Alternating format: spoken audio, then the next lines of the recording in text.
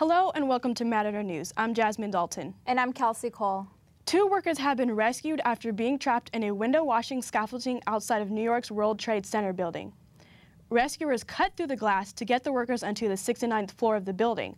People outside of the building were moved inside in case glass began flying, and the 9/11 memorial has been evacuated. Nobody was injured. The World Trade Center is 1,700 feet tall. The Philae probe has successfully landed on Comet 67P. The probe is part of the 10-year Rosetta space mission.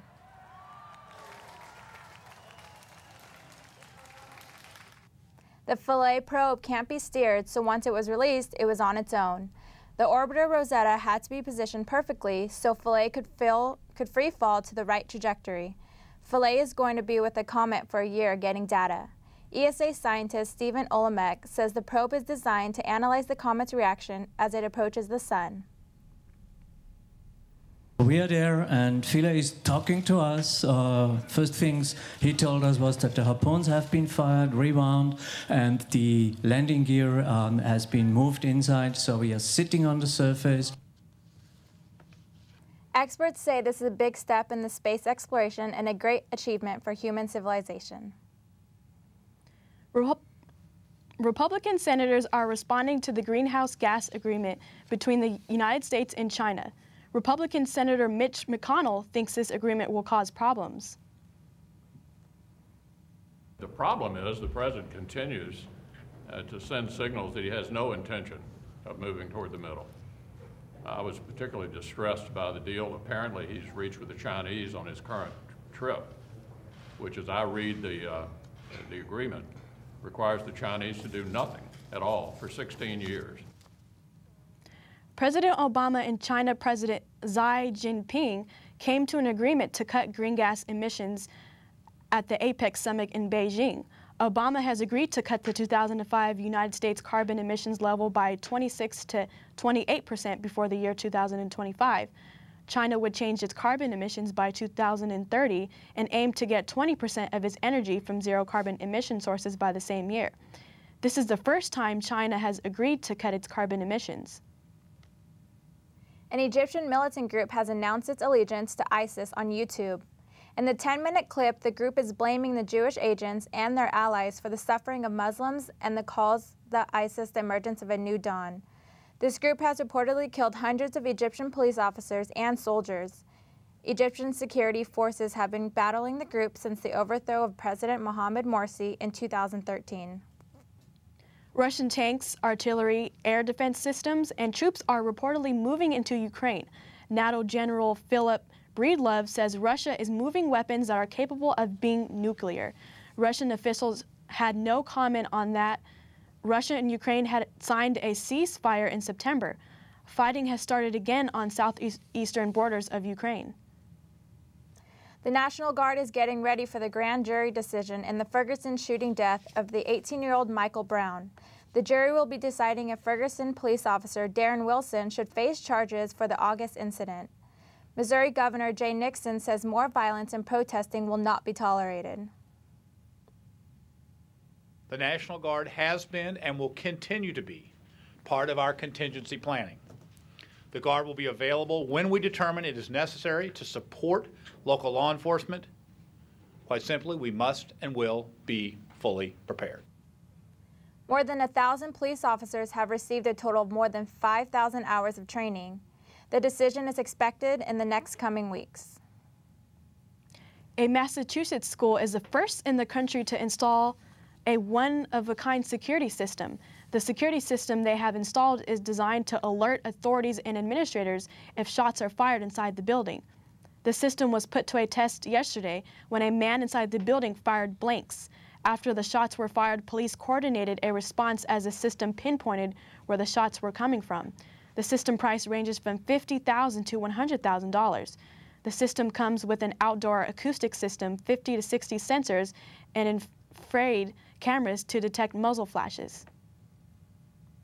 The Board of Trustees is scheduled to meet today and tomorrow to discuss the California State University system. The board will talk about the system's budget for next year and how to prevent campus sexual assaults. Today's agenda includes discussion about initiatives to make it easier for community college students to transfer to CSUs and an increase in the graduation rate. The board will be asked to approve the system's 2015 to 2016 budget request during tomorrow's meeting. Now we go to Matador News reporter Rosanna Siracusa in the newsroom with the latest update on the surveys for CSUN's graduation ceremony. Thank you, Jasmine. The associated students at CSUN are tabulating the results of that survey students took over the weekend. AS wants to find out what students think about changing commencement. The amount of seats that they were actually able to allocate during commencement was less than the amount that they had actually anticipated.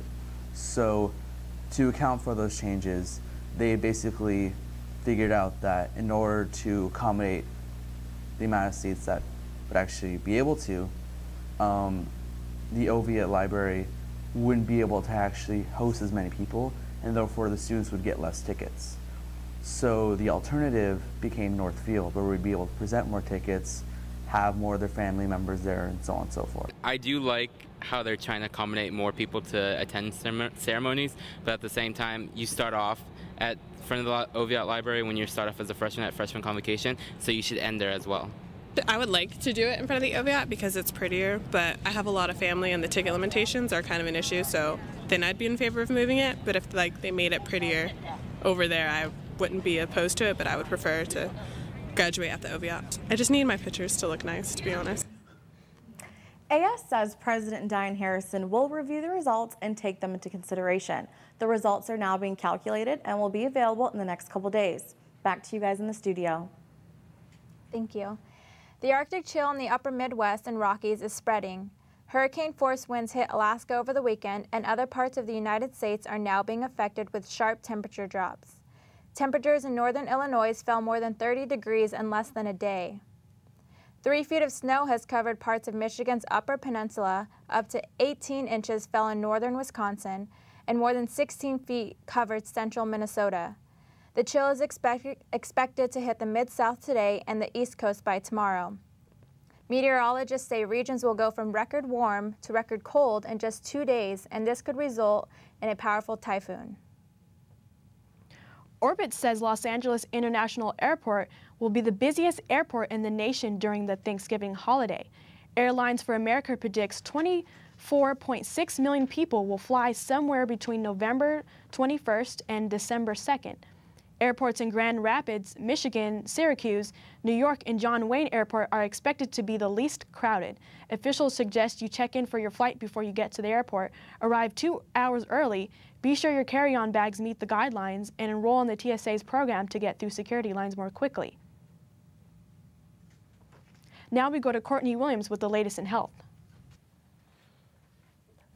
In Dallas, Thomas Eric Duncan's family has reached a settlement with Texas Health Presbyterian Hospital, where he died of Ebola last month. Hospital officials say a foundation will be made in Duncan's honor. Each of Duncan's children would get a percentage along with his mother and father. Duncan's nephew, Josephus Weeks, says he's relieved the hospital settled quickly. We made a mistake and we lost one, but we can save 1,000. That's my goal. I can never replace Thomas Eric Duncan, but what I can do is to make sure that everything that happens from here makes it better for everybody else. In New York, Dr. Craig Spencer is now free of Ebola after being isolated for a month. The doctor had traveled from Liberia to New York after helping Ebola patients. Spencer says early detection is critical for surviving the disease. A total of 289 people in New York continue to be monitored for possible symptoms, including Spencer's fiancée and hospital staff who helped treat the doctor.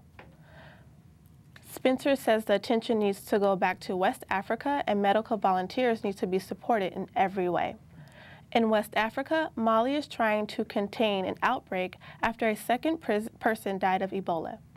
A clinic in the city of Bamako has been quarantined with around 30 people trapped inside, including medical staff, patients, and 15 African soldiers from the United Nations mission in Mali. 11 women have died and over 60 are hospitalized after sterilization surgery in India.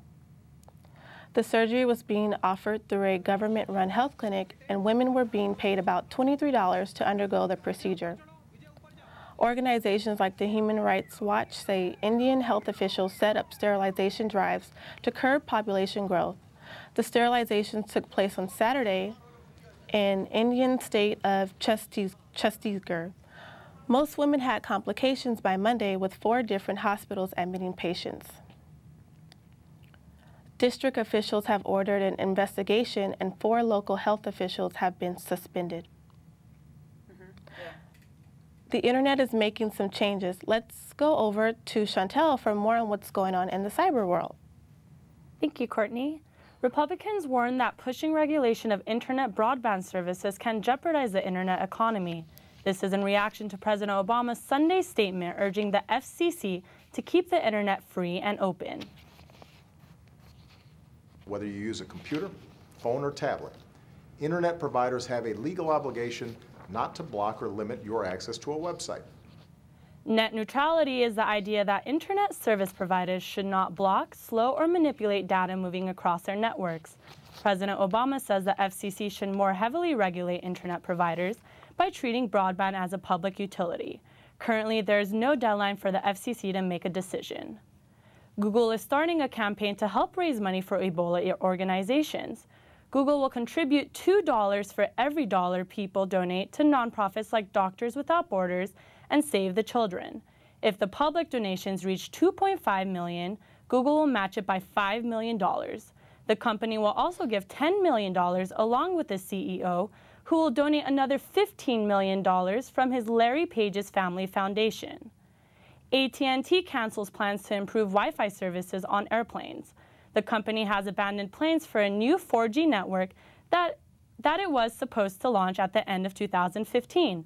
Instead, AT&T is focusing on a new billion-dollar business ventures with DirecTV and Mexican phone carrier Lucacell.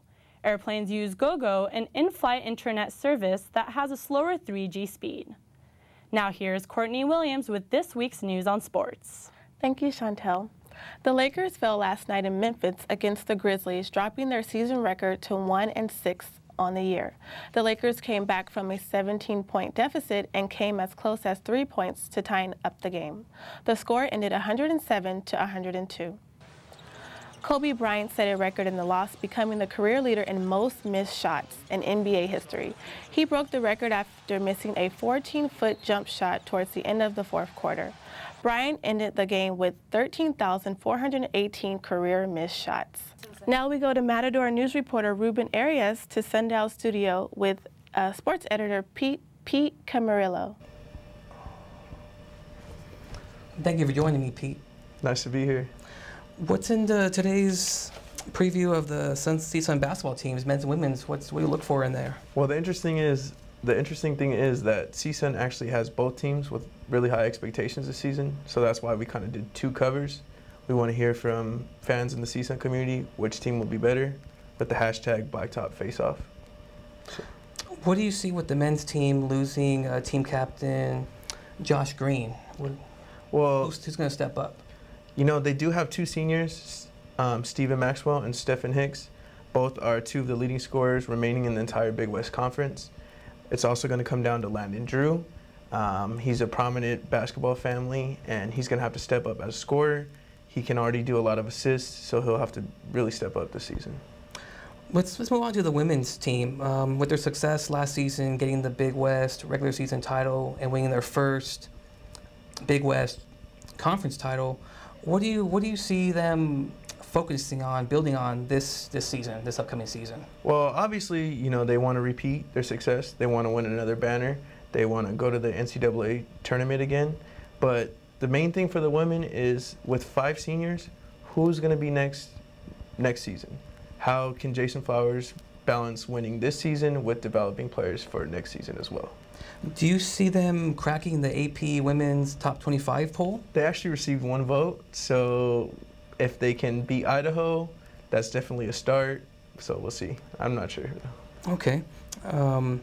What time is the game on? Do they play Friday or Saturday? They play 2 p.m. November 14th, I think, against Idaho. Yes. Okay. So okay. It's a big game. Thanks for your time, Pete. No problem. Thank you. Now back to Chantal Adams in the studio with entertainment. Thank you. Looks like Kim Kardashian has found a new talent, balancing a champagne glass on her rear end. But she was not able to break the internet as Paper Magazine hoped she would do. The magazine is bringing a huge controversy to social media. Glee actress Naya Rivera allegedly commented on Kardashian's Instagram saying, "I normally don't, but you're someone's mother." The magazine will be releasing images more on Thursday. Spotify founder Daniel Elk has responded to Taylor Swift's withdrawal of her music. He says Spotify is getting fans to pay for music again. Spotify has 50 million users, 12.5 million are paid subscribers who have paid $2 billion in the music industry. X says piracy is the main factor to the decline of album sales, not Spotify. He says the team is working day and night to recover the industry losses to piracy. Television production in the Los Angeles area is way up compared to this time last year. Filming for television increased over by 30%, while feature film production slightly dropped by 4%. California hopes to see production continue to grow after Governor Brown recently increased the tax base for filming. The program will be increasing their funds from $100 million to $330 million. And now back to Jasmine and Calsey. Thanks for watching Matador News. I'm Jasmine Dalton. And I'm Calsey Cole. Have a good day.